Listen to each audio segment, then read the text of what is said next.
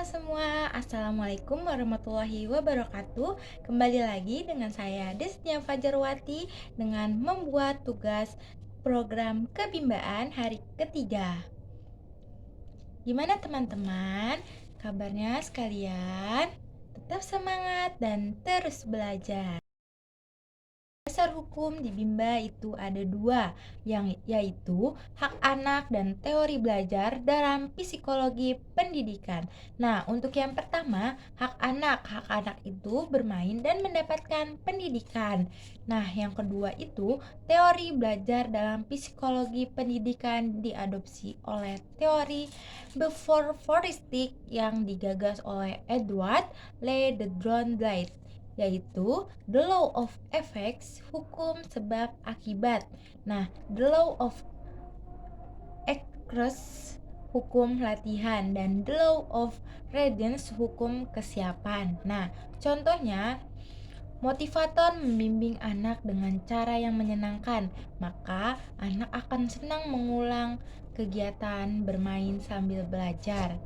Nah, untuk yang hukum latihan, jika semakin mengulang, semakin dilatih, maka hukumnya semakin mampu. Nah, untuk yang hukum kesiapan, ketika semakin mampu, maka semakin siap dan terampil.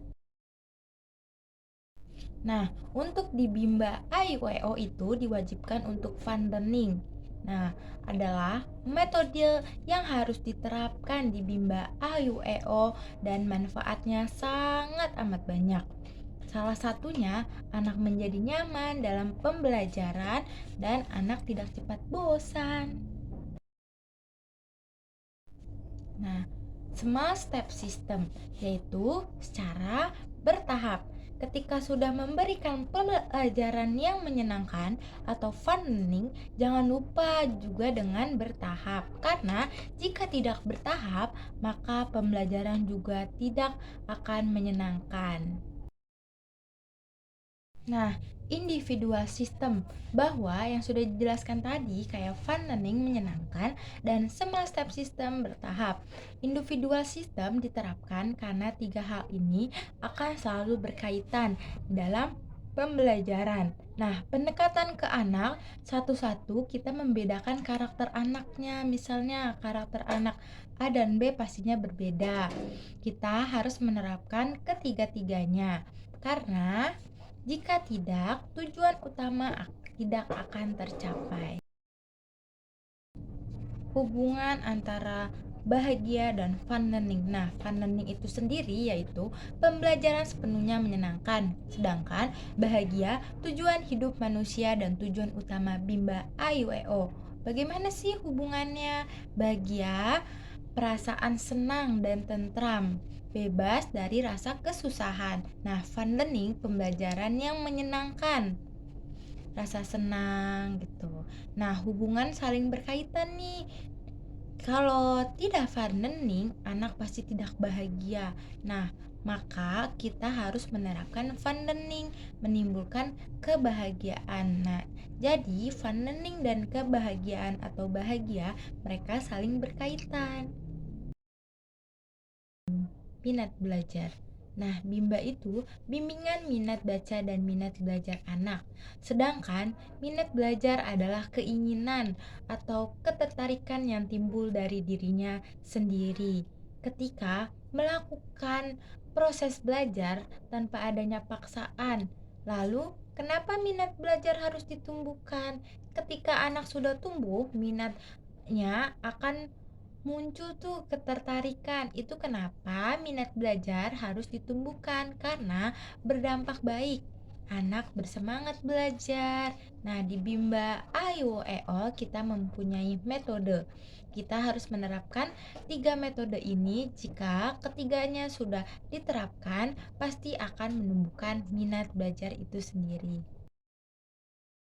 Nah, dari ketiga yang saya sudah jelaskan tadi, yang harus diterapkan terlebih dahulu yang mana sih? Yaitu fun learning. Kenapa? Karena jika kita bisa mencapai atau menciptakan pembelajaran yang menyenangkan, itu akan berdampak, merasakan kenyamanan, semangat dalam belajar, pasti nanti pembelajaran akan bertahap dan tidak berantakan, itu juga pasti secara individual. Sebelumnya, saya sudah menjelaskan teori belajar dalam psikologi pendidikan, yaitu ada 3. Nah, untuk contoh-contohnya saya sudah terapkan. Untuk yang pertama, sedang saya terapkan, sudah menerapkan suasana pendidikan menyenangkan, dan saya yakin yang saya terapkan ke anak itu akan timbal baliknya seperti anak semangat belajar, anak tidak mudah bosan. Itu timbal baliknya. Nah, untuk contoh yang kedua yang saya sedang alami di Bimba, belum bisa memanajemen waktu. Seperti dalam 1 jam saya merasa kurang untuk 4 anak. Maka dari itu saya introspeksi diri dan terus belajar secara berulang. Nah, ketiga, ketika saya merasa sudah mampu dalam memanajemen waktu dari yang berarti secara berulang-ulang, sehingga saya siap dan saya mampu. Alhamdulillah, saya sebagai relawan Bimba UEO sudah terjun langsung ke dalam kelas dan bisa merasakan suasana kelas. Dan yang saya terapkan metode Bimba nih sekarang. Misalnya, anak merasa beban. Nah, atau anak merasa bosan, beban kalau belajar itu ya. Nah, saya berusaha gimana sih caranya agar pembelajaran terasa menyenangkan. Saya coba ajak bernyanyi, saya ajak berdiskusi, dan lebih banyak lagi berdialog. Smart step system maupun individual system yang saya terapkan dengan cara memberikan modul secara bertahap sesuai dengan karakter dan kemampuan anak.